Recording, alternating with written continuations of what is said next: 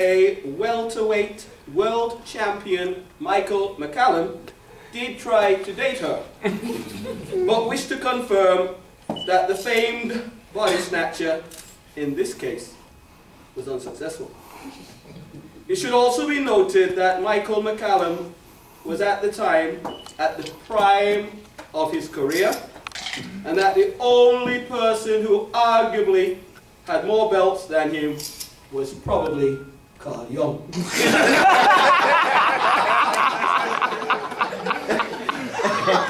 I would like to unreservedly apologize for Sandy for any embarrassment that I may have caused when I suggested that she was high maintenance. Because she lived in Bermuda, one of the most exclusive and expensive pieces of real estate in the world, and was happily married to a highly successful banker and Wall Street executive. The truth is, her husband Lloyd only visited Wall Street. I also need to quell those vicious rumors that she and Lloyd are separated, and that her recent decision and those of a certain individual, who I wish to remain anonymous, to move closer to Florida is merely coincidental and subject to further investigation. Leo. Susan, is there anything else you'd like to add?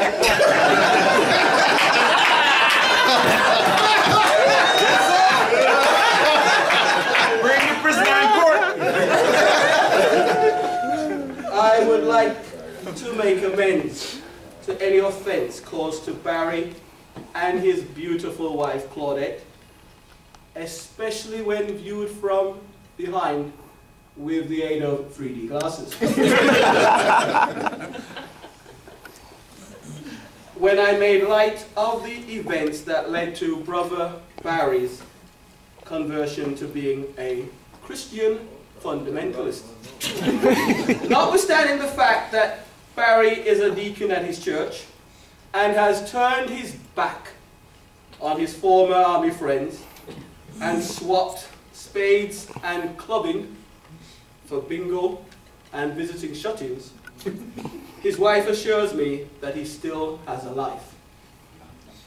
Whereas it is a poorly kept secret that Barry and I are close, and that I am responsible for all the good things that have happened in his life, like providing safe passage for him joining the JDF and setting him up with Claudette. I bet you didn't know that he and Bernie Madoff have at least one thing in common. They both tried to inveigle me to join their pyramid scheme.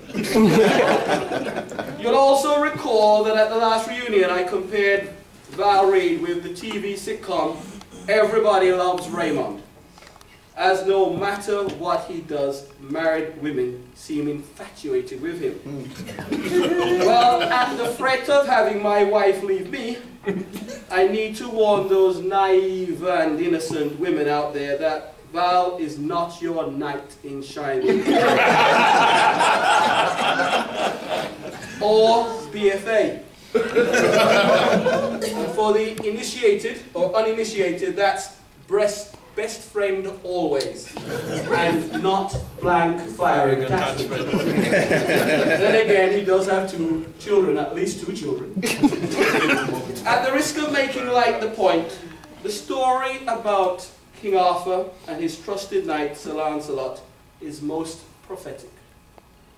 As the ladies present will attest, during medieval times, the knights that went on the crusades to fight in the Holy Land had to rely heavily on the chastity belt. The story goes that on this particular trip, Sir Lancelot prevailed on King Arthur to leave the keys to Queen Guinevere's belt, which he swore only to use in the event of confirmed news of the king's untimely death. Being a trusting soul like myself, King Arthur did the compassionate thing. But no sooner had he kissed his wife and ridden off into the sunset, he saw a trail of smoke following him. And as the person drew near, he realized it was Lancelot, who shouted, "My lord, you left the wrong key."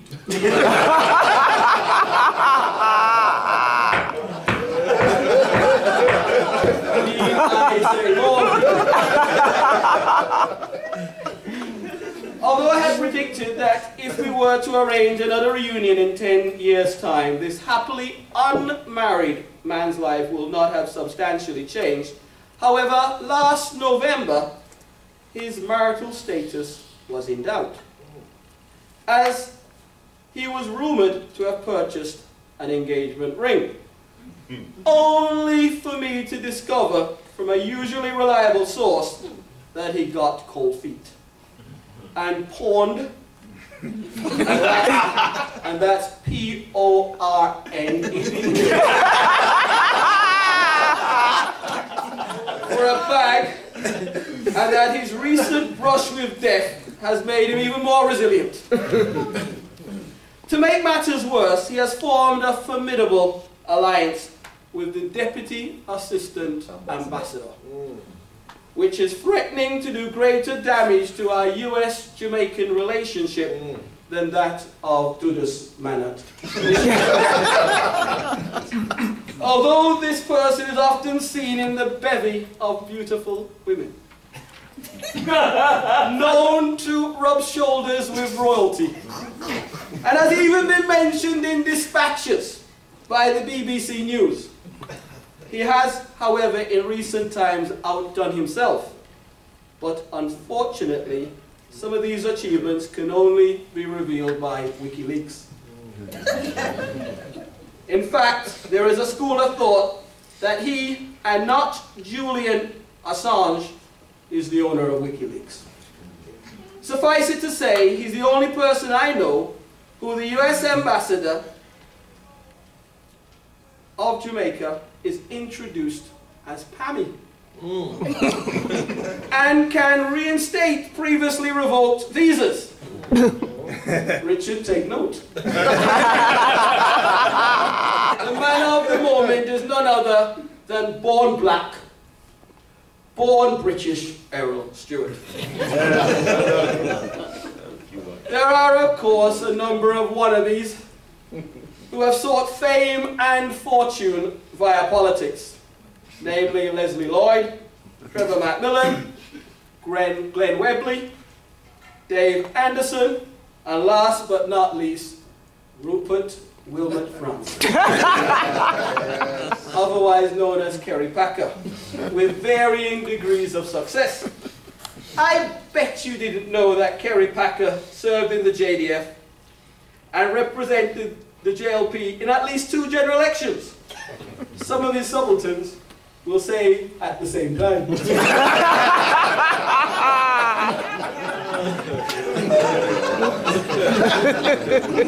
Although a native of St. Anne, Kerry Packer, however, opted to run in northern Clarendon, in the dark interiors of Kellets and Cross Hill, because he was too well known in St. Anne.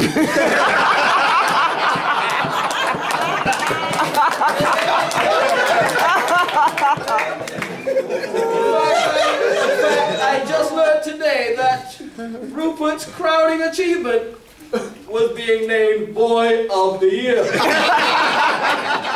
in 1962. What I have yet to establish is whether it was boy or big boy.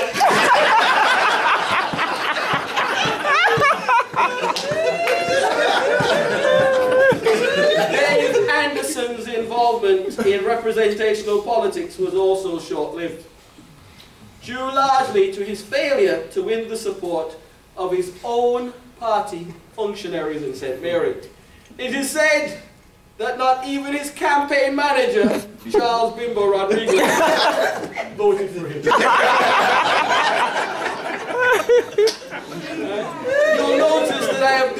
deliberately did not include our own Richard Rees in this August lineup, given the fact that he's now a security officer,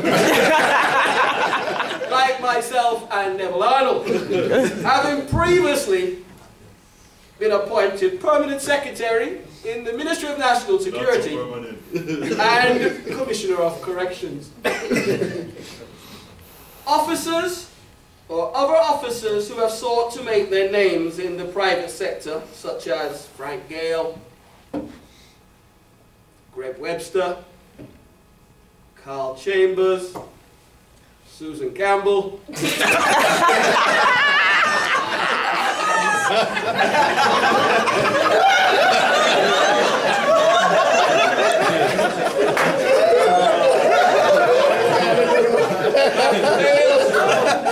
Noel Tomlinson, Cliff Lumsden, French Campbell, French Campbell again, one of my customers, right? Alright, and of course the Chinaman Stacey Lee. But the one person whose future intention gives me sleepless nights is Louis Foster. I bet you didn't know that Louis is seriously considering leaving the public sector to pursue a career in law. Yes. This is the same person who you recall me asking a soldier why he was in prison and being told, "Captain Foster, sir," and subsequently learning that Cushy had defended him for a relatively minor offence of absence without leave and was lucky not to have been hanged.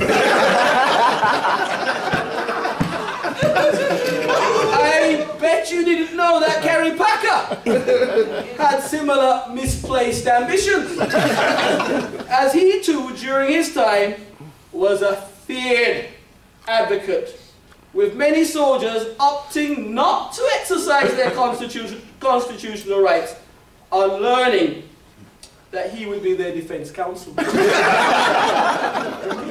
Can you imagine? Can you imagine Cushy Foster and Kerry Packer being called to the bar? That would definitely be good grounds for getting drunk. But there are a few notable exceptions, such as Ian Killy-Smalling, who was known to take life with and without a weapon.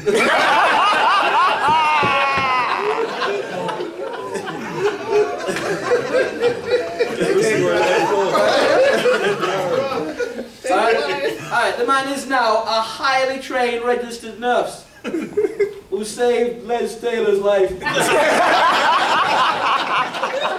And of course, Carl Young, where's Carl? Being happily married and has a job. Tonight's function would, however, not be the same without Norman Crawford and his beautiful wife, Patricia Jean, and of course, our elder statesmen, Cushy Major and Victor Beek. Although I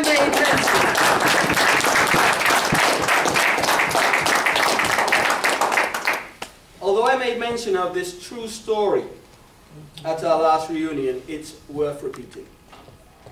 Shortly after my leaving the JDF in 1988, a certain seasoned aviator had the misfortune of having his stately dwellings in Beverly Hills damaged by Hurricane Gilbert, and as a result had to vacate the master bedroom for another less frequented room in the house. Well, I have it on good authority that on the third night that he and his wife slept in that particular room, he got up at 3 o'clock in the morning and started putting on his clothes. But not before waking his wife Gina, complaining that he had to go home now.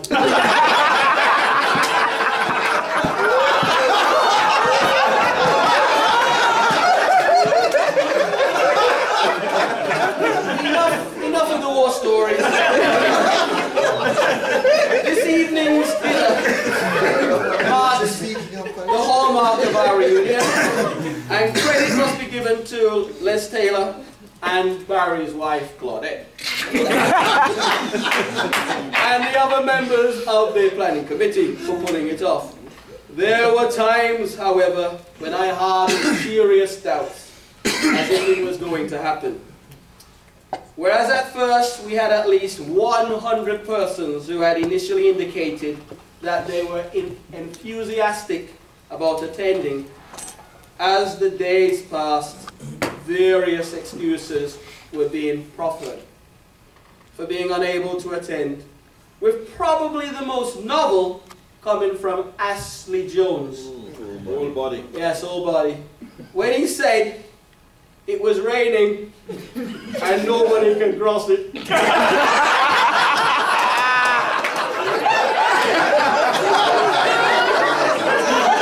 Only fisherwoman and fisherman.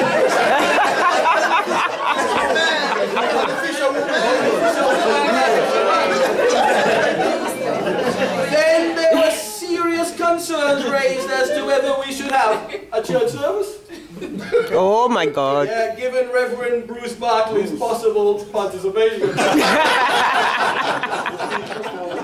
But it was the steady stream of jokes and light banter that ensured that the planning committee was not derailed.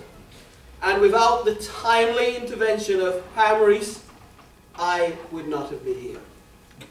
I too would like to take this opportunity to thank you all for making this reunion possible, and ask that we continue to use this vehicle to rekindle the esprit de corps and camaraderie that we took for granted while serving the JDF. Although we have all enjoyed some modicum of success in our various civilian endeavors, we, however, owe it to ourselves and our loved ones to be our brothers' keepers. I thank you.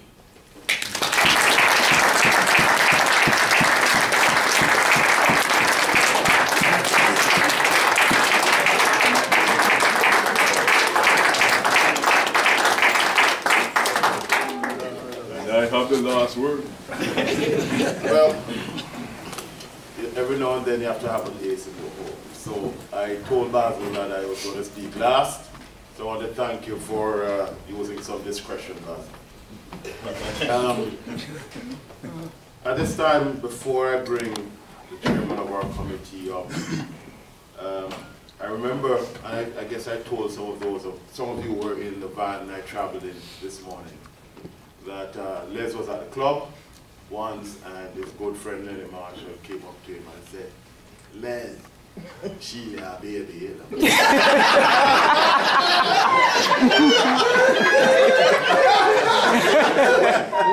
She a baby last time.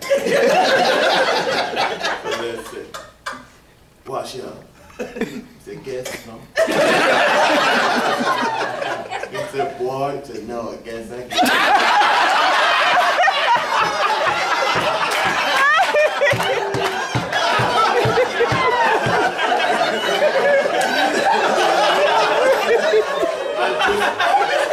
And to his credit, he gets right. And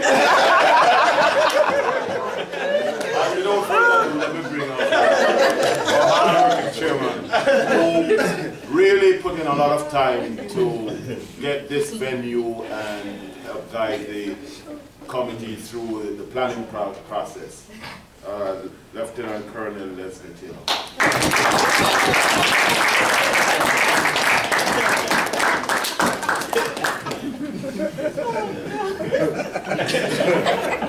Yes, Well, thank you, Mr.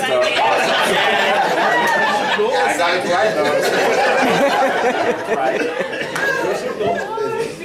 Okay, we've had some great times since Monday when Sandy Taylor, the first person to arrive, got here. And, you know, up until this, really lovely dinner that we have just had. I believe that although we do not have the number of participants that we had at first anticipated, we were here having a great time, sharing the fellowship with each other, and this has been a very enjoyable and successful event so far. Many persons contributed to the success, and I tried to mention everyone. However, for those I might forget, please extend our gratitude and thanks on behalf of the JDF Officers Reunion and everybody else here. First, let me thank Cliff Lumsden for coming here and for that excellent presentation.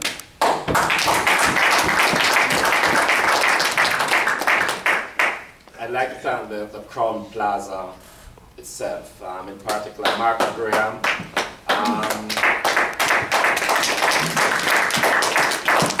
Stacey Fields, and the Master Chef, Jimmy Scott. They put out I'd also like to thank Head Parry Hines from Cool Runnings for putting on the lunch today for us. Mr. Vin Martin, the Jamaican Consular General in Atlanta, for loaning to us the Jamaican flag.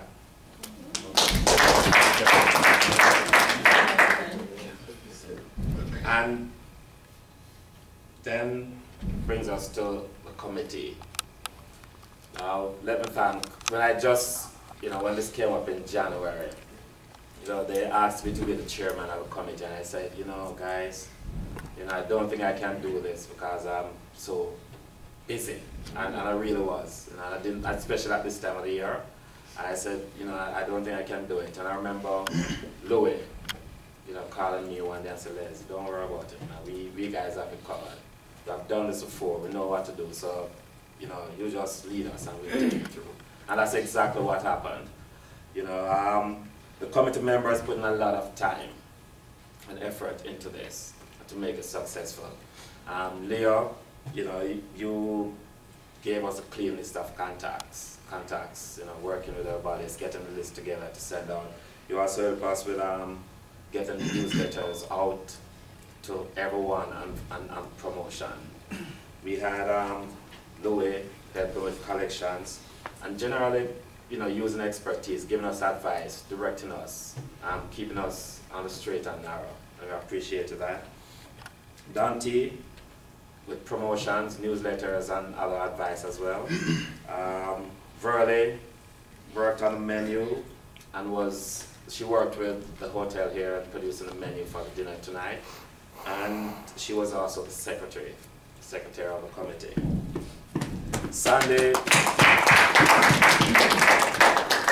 helped with newsletters, promotions. She did a welcome of the guests. You saw her tonight operating the machine, and generally a busybody for the group. Thanks,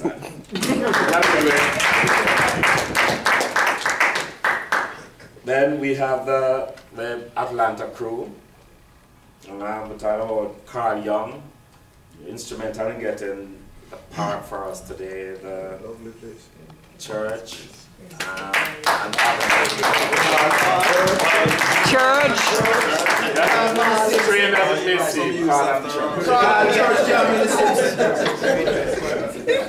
Actually, in securing the park for us, Carl actually stood in line for a little bit one morning just to make sure that we had it. Okay,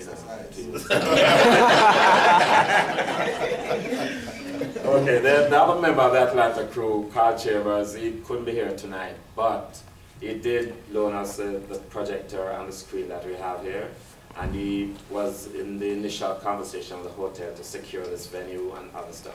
He was very active with the committee all throughout, but he had to go to Jamaica, so he was getting married, or should be married by now, tonight. So thank him very much for that. Matthew, t-shirts, promotions, advice, and helping in other general areas. Thank you very much. And chief photographer. Yes!